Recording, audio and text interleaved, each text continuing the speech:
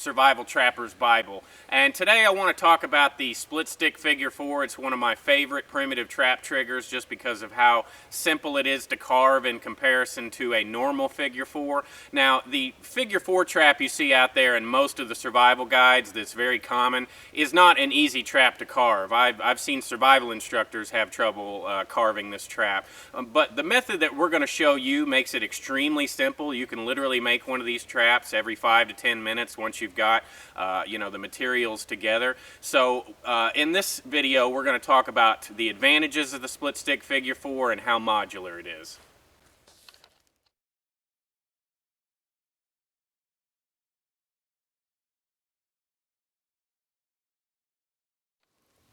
The first thing that you've got to do is find a suitable branch, and you're looking for something that isn't too thick, but you also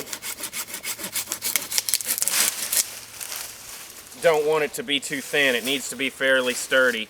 And the length on it's going to be about hang 10 plus 2 or 3 inches, but you scale the size of the trap trigger according to, how large your deadfall is going to be. So if it's a small rock, then, it's going to be a shorter deadfall. If it's a large, like timber-sized deadfall, which we're going to show you in a minute, then you want something large. Once you get your stick cut to length, this is about hang 10 size.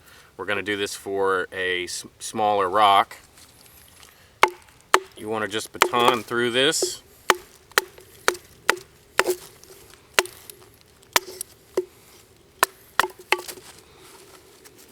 Next, you want to make your 45 on your base piece.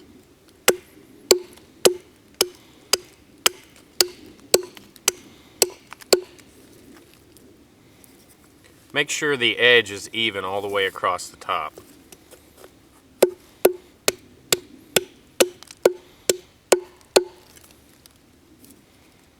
Once you get your 45 cut on your base piece, then you want to clean up the back edge.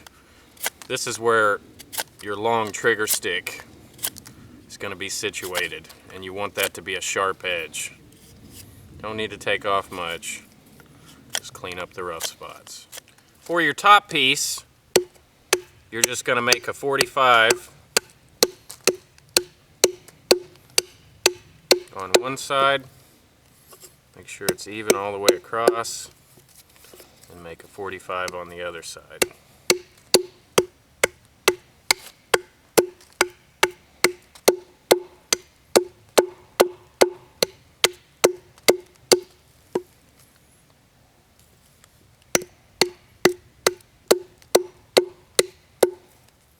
For your top piece, now you're going to make your number 7 notch in it. So you want to measure about 1/3 of the way down from where the deadfall is going to sit.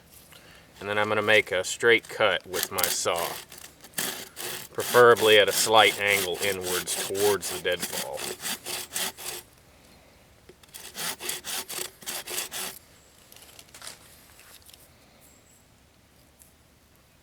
Once you make your straight cut with your saw, then you just want to work out that material so that you can have a nice 7 shaped notch.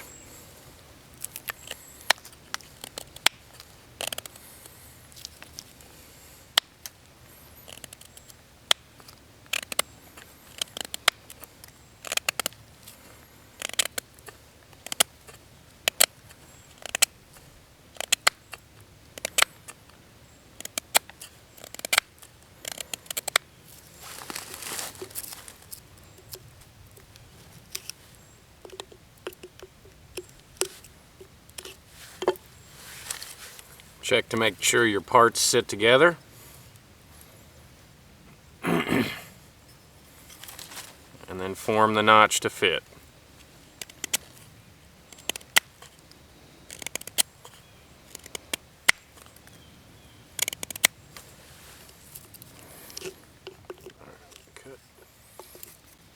Once you have your base piece and your top piece completed, then you've got to make your trigger piece. And all this is a smaller piece of wood. And so the first thing that you want to do is set your trap up, and then you want to measure. And so we're going to make our first cut with the saw right here. Be done with your knife as well. Straight cut, angled inwards.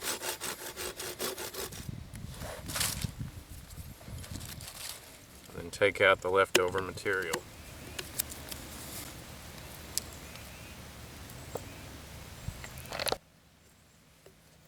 Once you measure and cut your first notch on the top of the trigger stick, then you're going to measure with your thumb the exact spot where the trigger is going to line up, and then we'll pull that off. We're going to turn about 45 degrees over. Then you want to do the same thing. Make a straight cut, slight angle in, making sure to check your plane all the time, and then take out the leftover material with your blade. Then you're going to sharpen the end of the stick. This is where your bait's going to be at. You can either spear the bait onto a point, or you can take your knife and split it like this. And you would actually jam the bait inside of there so that it's difficult for the animal to get it out without setting the trigger off. One of the reasons I like the split stick figure 4 is not only because of its ease of carving and how quickly I can make it, but also because of how modular it is. I can do something as small as a large rock, or I can do a timber deadfall as like what I'm sitting on. One of the advantages of using the split stick figure 4 over something like the Paiute or the 2-stick deadfall is that I can set this up under a multitude of different types of deadfalls. It would be much more difficult to set with a Paiute. As with every type of deadfall, if we can help it, we don't want to put our hand under it for any reason. It's too easy to get hurt. So I can manipulate the whole trap from back here, and it should be stable enough to be able to do that. Pay close attention to the trap trigger, and what you'll notice is that the notch is on one side of the base piece. That is something very important to remember, because that makes this a directional trap trigger. And essentially what that means to you as a survival trapper is that the animal has to trigger the trap in a certain direction. Now, as Rob was just saying, this is a directional trap, which is the problem that I have with this trap. But there is a little trick that you can use to make it a little more dimensional. Right here is where the corner catches the 7 notch. So if I make a little mark right here and right here, this sharp edge here, it's catching right there, I can take right below it and get rid of the sharp edge, and then right above it and get rid of the sharp edge.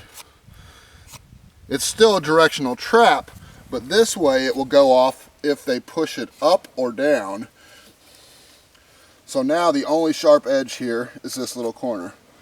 If they push it down at all or up at all, it will trigger. Let's see. Okay, now you can see, because I rounded off these edges, that if I push it up, the trap sets, and if I push it down, the trap will set.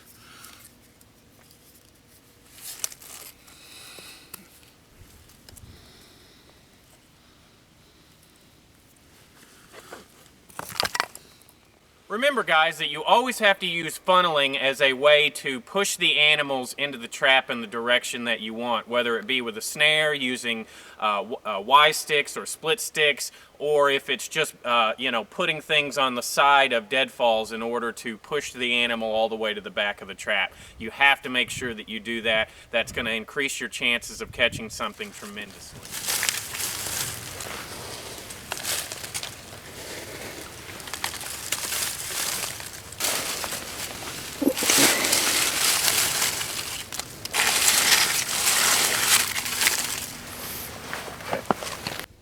Remember with the split stick figure 4 that it is a directional trap. So we want the animal to come in from this direction and either push the trap trigger or push it down or up. There's 3 ways that they can trigger this system. So we've put our funneling in order to draw them to the back. Remember, with every type of primitive trigger system that you employ, that you always want to adjust the sensitivity before leaving it. And all I've got to do is pull this notch out and just barely hook it on the edge to where it's just barely caught on there. There's a couple of ways that we could set up the trap trigger or the bait. We could split it at the end and jam it in, or if we wanted the animal to have to push back to get the bait in the corner over here, they would have to move past this bar. So the animal's going to approach from this angle, see the bait, push the trigger, and they're squashed. So that was the split stick figure 4 variation, and you know, what a great trap it is, guys. And you know, if you've got an interest in learning any of these skills, make sure to check out our website, check out some of these classes. Now, I can show you these videos all day long, but if you don't get dirt time, you're just never really going to get it. And you know, you can go out and spend time over months learning these traps, or you can attend a class and learn them in a day and have, you know, 30 trap triggers in the back of your mind. But as this Survival Trappers Bible series continues, we are going to just perpetually get more and more advanced and get into more snares, more deadfalls, more modern traps. So make sure you stick around, watch the entire series, and share it with your friends. And as always, we appreciate everything that you do for Sigma 3 Survival School.